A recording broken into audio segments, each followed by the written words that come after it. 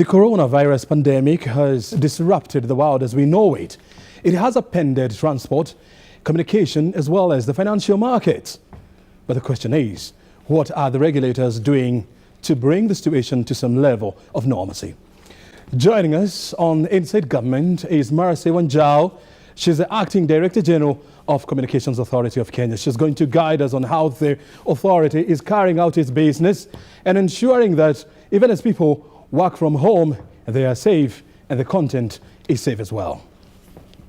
Thank you so very much indeed for joining us. Oh, thank you too for inviting me. Asante. Now, tell us, how have you been impacted by the pandemic? Because definitely we know for sure you have been. Yes, indeed we have been impacted at the authority and as the country as large in a big way, because this is what you call real disruption. But despite the disruption, there are still commitments to be made. Indeed, from a regulatory perspective, we still have a public service obligation to ensure that consumers are able to receive services with good quality of service, and that the universal service concept, children enjoying education, even if now they have to do it from home, carries on. So we've really swung into a new space. First of all, at the operational level, with having to scale down staff and having staff work from home. This is quite a new experience, you know, to undertake work significantly from virtual spaces, and at the same time assure the consumer and assure the licensees that we are still on top of things. So this has been the one big impact for us from an operational perspective. The government did give guidelines on how to undertake this work from home process, and we are complying with this to ensure that we are able to offer our services on day-to-day basis with minimal staff, with the support from others outside. Yeah. This is absolutely unprecedented anywhere in the world. I mean, the world has never seen something like this in almost a century. And definitely, I mean, when you know, the Communications Authority was crafted, it was not actually made for this kind of a situation. But now here we are. What would you say is the biggest disruption to your operations as we stand? Indeed, one of the things that we have seen as a big disruption is the high expectations that our licensees have of us, that we are able to meet demand to queries on time or even in advance, and to be very, very efficient. And the effort to try and provide the same kind of assured services, even despite this kind of environment. What we have done, because we do recognize that indeed this situation, this disruption could be with us for weeks, maybe even months, is to try and actually get into a business continuity space, which as a regulator, and I'm sure even for the operators, have really gotten into, to identify which of our processes can we expedite in this space. We do recognize that government is increasingly very heavily reliant on ICT as a tool for communication. Individuals are using a lot of the platforms from our licensees to make payments, and we have seen very good effort from our licensees to lower the tariffs so that people can be able to do that. And it is working well, I would say. And the big thing now is to step up and say, since we have had relationships, let's make use of these relationships to see that business is able to carry on as normal, and where there are problems, let's bring them out so that we can try and sort them out as soon as possible. I mean, for the last 10 years, not actually 10 years, you know, from 2007, when Kenya piloted the mobile payment system, we have seen an exponential growth, you know, of this platform. And I was going through your statistics for the second quarter of 2019, I mean 2020-2021 period. And there was a significant spike of almost 650 billion shillings, you know, being transacted between the month of September to December of 2019. And this could not have come at a better time, you know, when the government is urging people to go mobile and to go cashless. And now we have seen people, you know, urging the government to do something about the cost of transactions. Yes. Are you having discussions with service providers to see how this can be scaled down, the cost of transactions? Yes, this has been continuing conversations actually, and they are positive conversations. You saw in the last 2 or 3 weeks, there was the very positive move to lower the cost of access for money to move onto the mobile platform to enable payments, and this is going well. Interestingly also, if you noticed from our statistics, there is a sharp increase of uptake of services to government, where payments are now at 9.7 billion, from a space where about 5 years ago there was really not much in that space. So this is very encouraging, because with the mass uptake of government services, business services, and person to person, this in itself should be enough to justify a lowering of the tariffs as we go on. Yeah. What are the, well, it is true. I mean, we have seen a service provider saying that for transactions below 1,000 bob, it will be free of charge. But when you look at the transactions that are made, or transactions that are below 1,000 shillings, when you compare these with the overall transactions, you find out that a lot of Kenyans actually, they do transactions which is above 1,000 bob, and so a lot of them are not likely to feel the impact.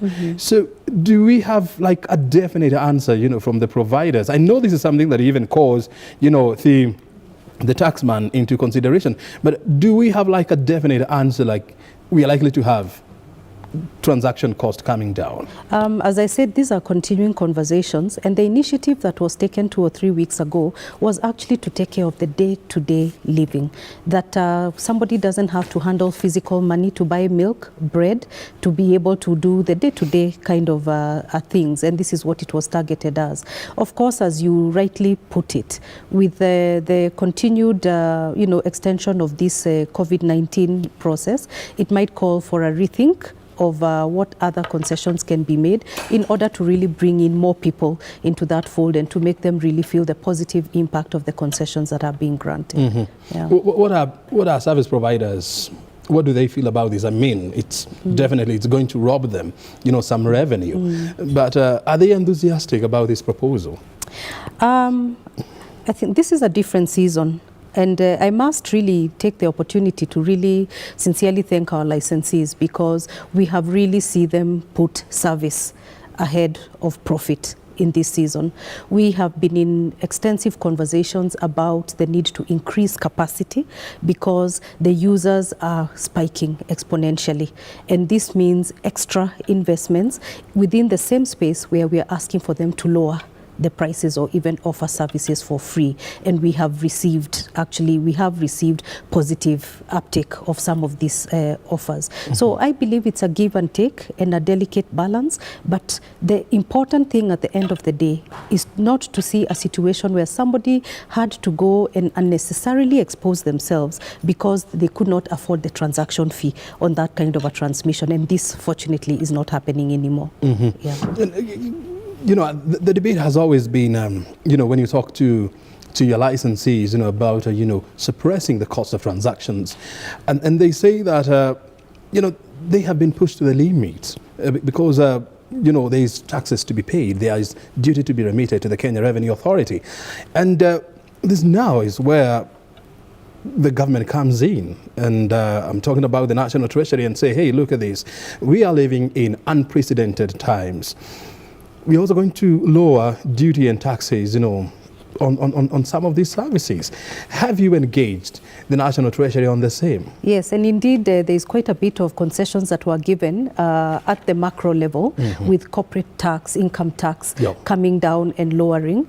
I believe this sent a very positive signal that this is the time to try and hedge each other, if only to ensure that we are able to maintain life at a normalcy as much as possible. We also did recognize that this kind of situation is a big hit on small and medium enterprises, who also comprise a big chunk of our licensees, and the effort to try and even create toll-free numbers where they can be supported with information on how to carry on and how to ensure continuity.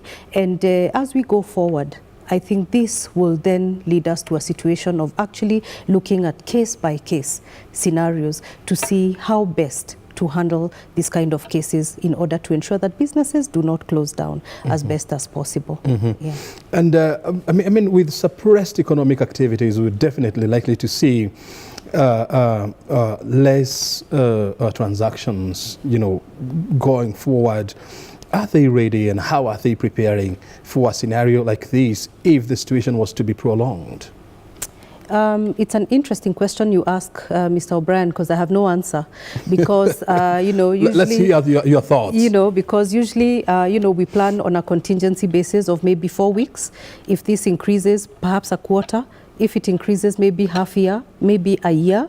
So I think this is the kind of situation where we have to move, to roll with things and see how best to facilitate, to see how best to identify items that in these extraordinary times would be perceived as barriers or hindrances, and to see whether you can push them forward, whether you can eliminate them totally, for example, like payments, or whether to give payment plans to ensure that the business is able to keep on moving despite the difficulties that it is experiencing until this tides over and the situation begins to turn around.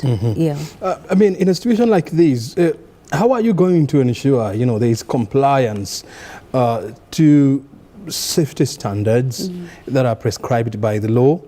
And at the same time, you're also being considerate to the times that we are living in as a regulator. Okay. Quality of service is actually one of our highest commitments to our consumers, and this is where we backstop licensees to just ensure that there is a quality of service that is acceptable. Just last week, we had a conversation where we appreciate that the uptake of services is rising and very fast. So we have already agreed on a revised timetable of reporting, where previously reporting was done on a quarterly basis, but now it's going to be done on a weekly basis, so that it helps give information very timely on where the spikes are and where we need to focus to ensure that there is quality of service and appropriate speeds being provided, so that at the end of the day, there is the need to appreciate that we're in extraordinary times. However, the commitments for quality of service, for example, they remain. The commitment that we made to ensure that consumers have access to diverse services that are affordable remain. So we are in this as a conversation, working together with our licensees to ensure that we are able to live up to these commitments, us and them, as best as possible in this time. And when you're talking about, a weekly reporting, this is of course to the regulator. To the regulator. And what about to the public? Then this is what is then put together as statistics.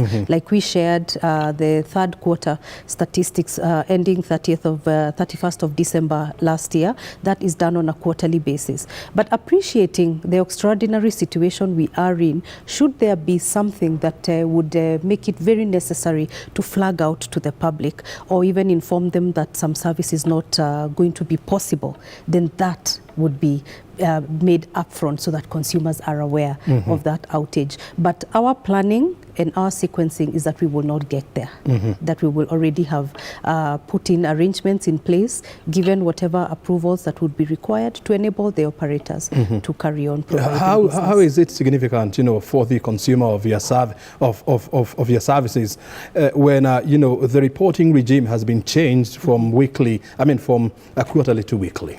Actually, it's because of the disruption we spoke about this week. Think of a typical situation. The adults go away out of the home, whether to work or to business, and the usage in the home front is very low. Now things have turned the other way around. The children are now doing home-based learning, so there's a heavy uptake of online learning right there, and when they're not learning, it's entertainment and playing games and all this kind of thing. So the home front has changed. The adults have also pulled out from their other activities out of the home and are now also consuming bandwidth within the same environment to be able to work from home or to conduct business from home. So this has, in a sense, is a situation where systems that were tailored for domestic use are now being used 24/7 for necessary work. So because of that, there's a need to pay very clear and critical attention to see what the uptake is in a certain area, so that you're able to ensure that the appropriate quality, the speeds are in place. And this would be for internet bandwidth, could also be for call quality and the like. Yeah. And if we were to sit here and assume that, even telecom operators, have not been impacted by COVID-19, I mean, we'll be lying to ourselves. Right. In a situation whereby they have to scale down, their workforce, they have to scale down their operations, how are we at the same time going to ensure there is optimum service delivery? This is where really we have to celebrate being Kenyans, because we actually do have the networks and the systems and the capabilities for it.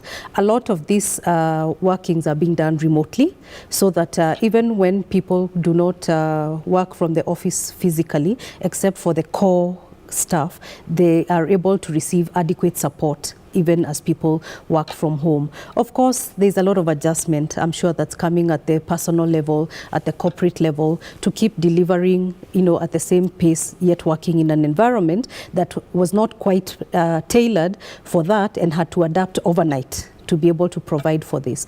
And this is why, for us, we appreciate that we have good stakeholder relations with government, with our licensees, because it's conversations that have to carry on case-by-case basis. I'm sure you saw the Kenya National Bureau of Statistics. I mean, they have revised the basket that they use, to calculate the cost of the CPI, Consumer Price Index, in this country, and they have included things like data, they have included things like airtime.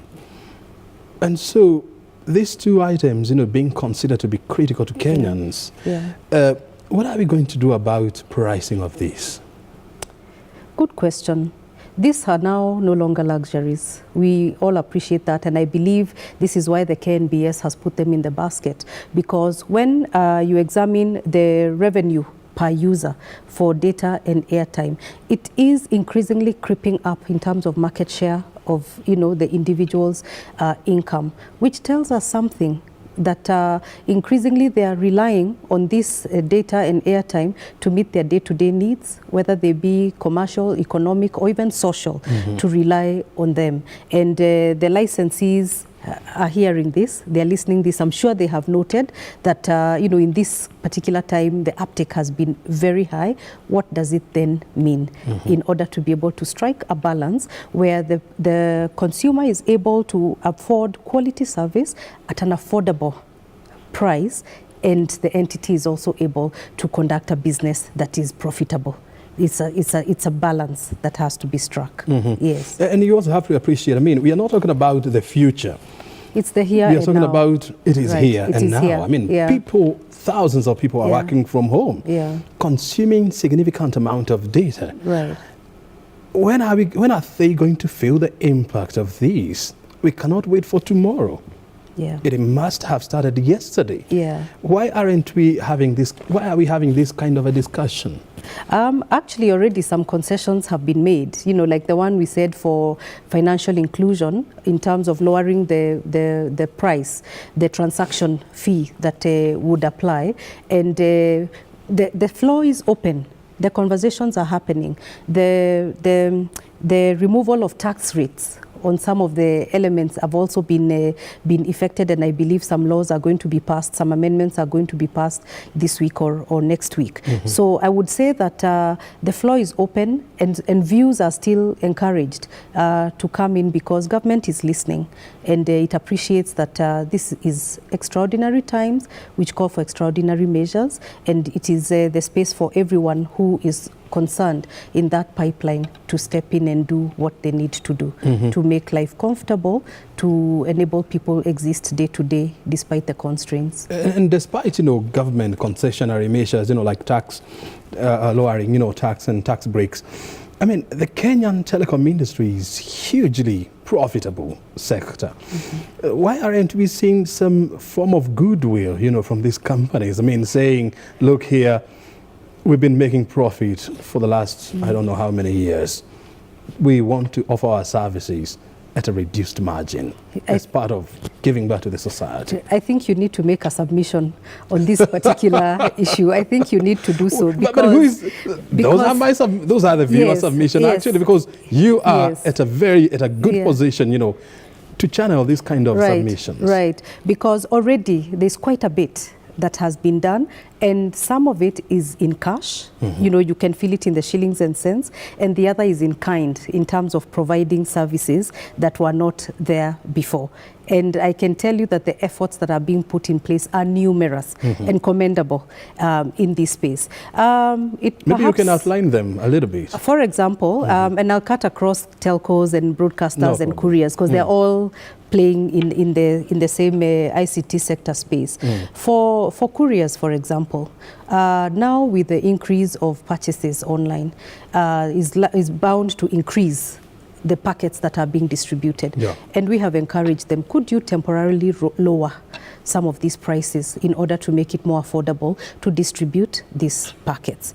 For broadcasters, we have a lot of children at home, and they need to carry on studying, or even adults looking for variety of entertainment and information. And we made an obligation, a must-carry obligation for the EduTV channel to enable every child within the Republic of Kenya to access curriculum. EduTV is Education TV. Education TV. So the Kenya Institute of Curriculum Development has opened up all its curriculum to ensure that all the children in Kenya are able to study. And they are carried across all the platforms? All the platforms. So this was a must-carry obligation that we imposed last week, so that you ensure that all of them have access to this information. We've also really encouraged, the broadcasters to increase educational material during this time, so that no child is left behind.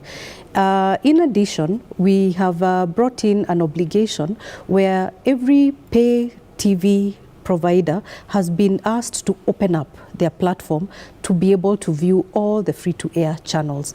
This, in a sense, will expose the consumer to more variety, because people are now at home and for long hours, and they need to engage themselves productively, and they get to see all this information going forward. So there's quite a bit of effort. Then going to the other side of the money, the lowering of the transaction fee, to enable people to transact without necessarily having to carry around physical money. There has been quite a number of offers on broadband and speeds, and the bundles being revised, so that you're able to get more than what you would ordinarily have gotten in this time, because it is appreciated that a lot of it is being used on very necessary activities like shopping or education purposes. So there's quite a raft. And I believe it's not the end yet, because as the situation continues to evolve, everyone is also thinking on what else can they do to make this even more tolerable, more bearable, more affordable. Let's talk about, courier services, and we have seen an uptick in courier services, because a lot of people are at home, so they are doing home deliveries. Right. But the question of hygiene now is coming up. Yeah. How are you going? I mean, I know this is absolutely very hard, but how are we going to ensure that home deliveries, they do not become the next frontier, of transmitting the virus? This is a very legitimate question you ask, because in the last announcement that was given by the CS Ministry of Health was that transmission is now happening at the community level. Yeah. So it's the people within ordinary contact of the individual, and certainly a courier delivering a package very much is in that ecosystem, and it's a practical challenge. But I do know that now there are guidelines on how postal courier articles have to be handled, and the Courier Association has been very much at the forefront, guiding their members on how to handle these activities, so that by the time the article is put in for delivery into the home, the person enters and should find sanitizers, within that home, or water, and the person receiving, and the things are left. And thankfully now, with the provision of the payment platform, there is no need for actual exchange for physical money. So money can be paid for from the mobile phone, and the articles are left. Now, when it comes to receiving those articles and taking them into the home, then every effort must be made to clean, to sanitize, to disinfect the articles that have been delivered before they are put into the home and stored. And I think it is a best effort, and while doing those kind of transactions, to ensure that the observances of distance are made and the like. Yes. Are you having discussions with the Association of courier service providers about maintaining proper health and sanitation levels, yes, in the operations, and how are you going to ensure that these measures, are effected? Yes, indeed. Thankfully, starting off with the government guidelines on the sanitation to be observed within business places and places of work, these are in compliance, and our licensees, our postal and courier licensees, are very aware of the need to comply with this kind of guidelines because of the very close contact that happens to be able to deliver these services. Then, of course, even the Kenyan public, is a critical backstop on the domestic level when receiving those articles, to also observe the same kind of precautions that, we have all been guided, and there's a lot of information in the media to ensure that people are able to live and exist day to day, and they're also able to protect themselves. Let's talk about, working from home, and there's definitely, an increased activities, around online services. How are you sanitizing this ecosystem to ensure that the content that people are getting is, number one, safe, is number two, accurate, and number three, is reliable?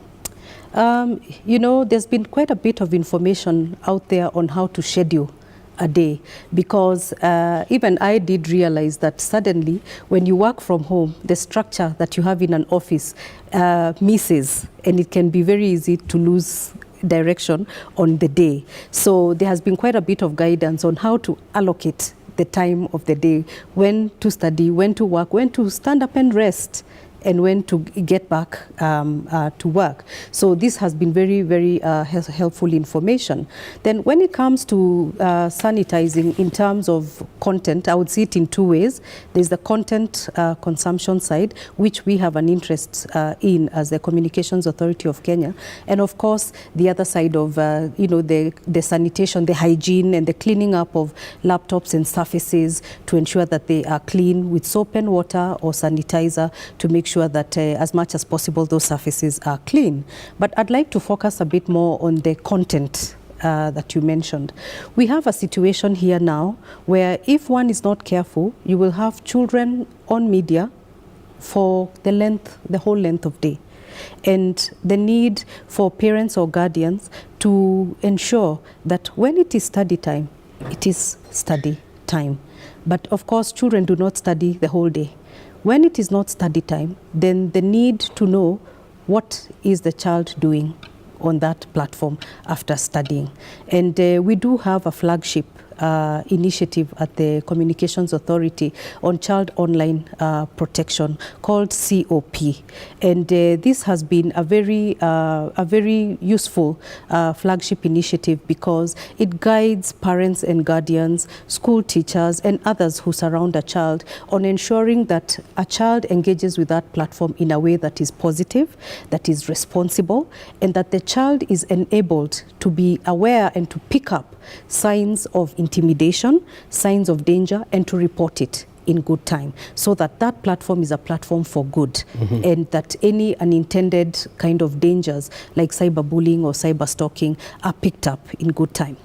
But in this season, let me also say that while our initiative largely focuses on children, this season is very ripe also for making adults very vulnerable as well, because a lot of transactions are being done online. There's a lot of media consumption. For adults also to ask, what websites am I going into? Are these websites safe?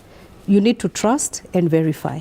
To be cautious about situations of identity theft, because there's a lot of email scams and things like that that are likely to happen now that the uptake on the networks is very high. So adults and children alike need to approach the technology platforms with a lot of care.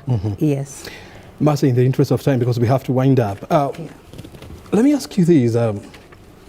What would happen in a situation whereby the prevailing environment persists for another, let's say, 8 months? This would be a situation where we say that unusual time call for unusual measures, and this would mean that a call to action for commitment to continue to offer essential services. From where I'm coming from, telecom services, postal and courier services are essential services. And we have seen that governments, businesses, individuals alike rely on these networks as a backbone for delivery of services, communication, information, and the like. So the commitment would be to ensure that you carry on, despite the circumstances, to offer the minimum services necessary to be able to offer quality of service and transmission as best as possible. And I believe this would be the call and the commitment for any other agency or facility, particularly essential services, to ensure that life is able to go on day by day. Very well. Yeah. Mercy, we understand these are difficult times, but we are sure that CA is up to the challenge. We are doing the best we can. Very well. Yes. Thank you so very much, and all the best in your endeavors. Thank you. Thank you. Thank you. Mercy Wanjau is the Director General of the Communications Authority of Kenya, joining us here to explain to us how the authority is carrying out its mandate to ensure that communication flows in this country in these very hard times. You've heard it from her. My name is O'Brien Kimani. Thank you so much for your time. You have been watching Inside Government. The rest of the programming continues. Stay right here.